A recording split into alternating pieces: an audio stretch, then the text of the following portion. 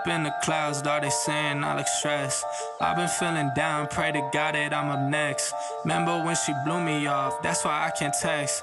Now she call me petty, but I swear I can't forget. This ain't a test. Now they saying that I ball like Jerry West. Coming back for what is mine, can't take no less. I said go and take a shot, so I need your best. And stop the threats, so nobody's into me. I don't got time, I'm not giving the energy. Too many people around me, I'm finicky. I do not mess with you, dog, you're not kidding me. You don't got way too close. I've been up at the top now, so they all wait for the What's landslide. going on, boxing heads? It's your boy Pool Kind of Boxing, coming back at you with another boxing video for the boxing heads and the boxing minds. So make sure you smash that like button and subscribe to your boy channel for more hardcore boxing content, right? So check this out. Your boy Leonard Ellaby, CEO of Mayweather Promotions, he's trying to instigate the fight between Bud Crawford and Jaron Boots Ennis, right? So, Ellaby logic. He's saying since Errol Spence Jr. gave Bud Crawford, an opportunity, that Bud Crawford should give Jaron Boots Ennis an opportunity. Makes sense? But Bud Crawford, he's already stated that he don't want none of Boots. He don't want that fight. You know what I'm saying? Bud says, he's only looking for big fights now. But Bud Crawford fought David Avanesian, and guess what? That's not a big fight. It's not a big fight.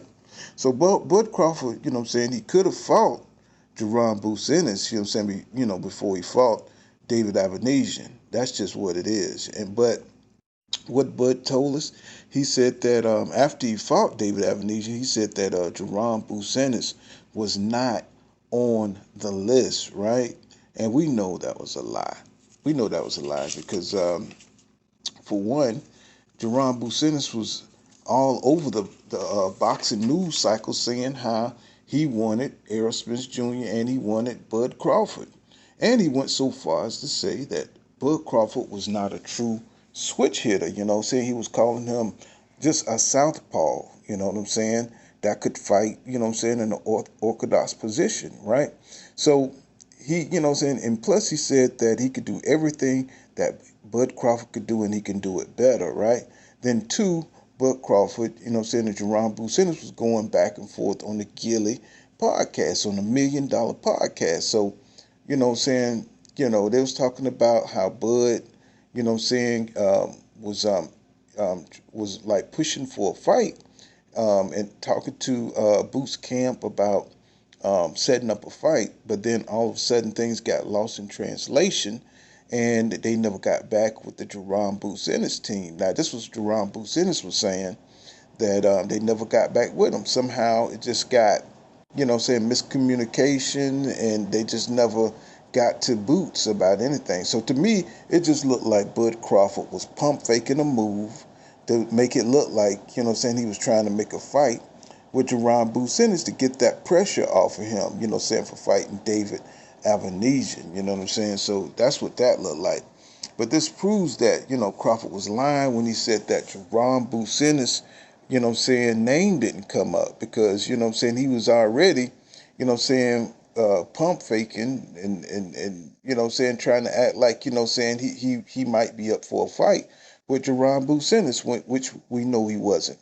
So also, Bud Crawford thinks that he's slick, calling himself the puppet master. It just kind of falls into that kind of realm, So when you think about Bud Crawford and the way he gets down, by pump faking that deal, it just kind of shows you what kind of champion he is, So, the pressure, is off, especially since he beat Errol Spence Jr., right? So, but he's still not going to go nowhere near Jaron Boots Ennis, because he's young, he's super talented, he's big, he's fast, he's got fast feet, he's got power in both hands, and, he could beat Bud Crawford because it's a 50-50 fight.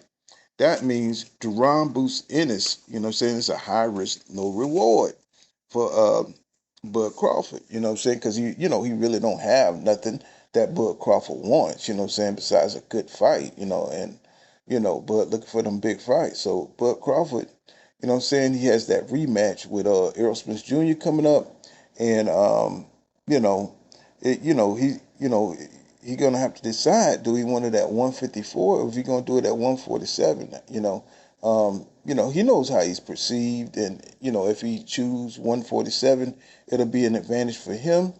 And if he choose 154, Errol Spence Jr. can have a better opportunity to beat Bud Crawford, right? So you know, if you're a Spence fan, you're going to want that fight at 154.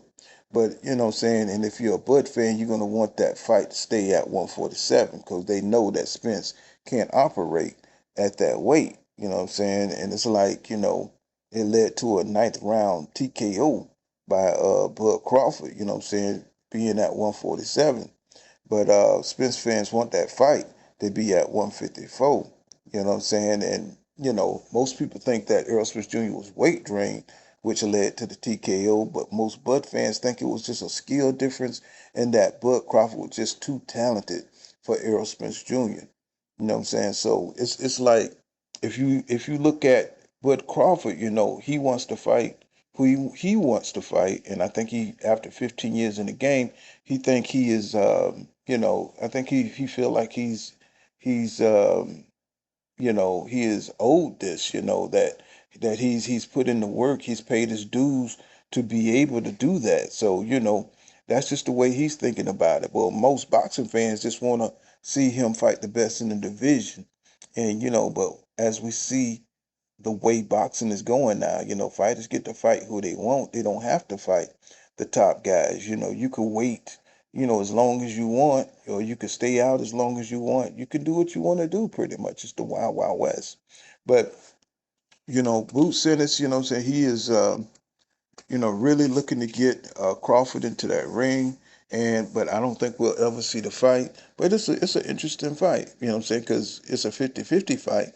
And that's been the whole thing that's been haunting Bud Crawford's career, him not fighting Danny Garcia, Keith Thurman, and now he's cut them off by putting out the Twitter post saying that, these guys, ducked him and when he was coming up, and now he's not going to give him a shot. So any excuse to do, not to get in there and fight the best with Bud Crawford. There's always going to be something. The dude is a whole Tyler Perry movie, man. You know what I'm saying? He's a diary of a mad black woman. You know what I'm saying? That's the kind of vibes you get off of Terrence Crawford.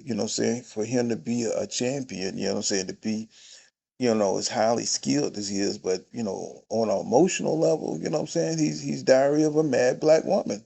He's the family that prays. He's Medea goes to Texas, or Medea goes to, Europe. He's just full of drama.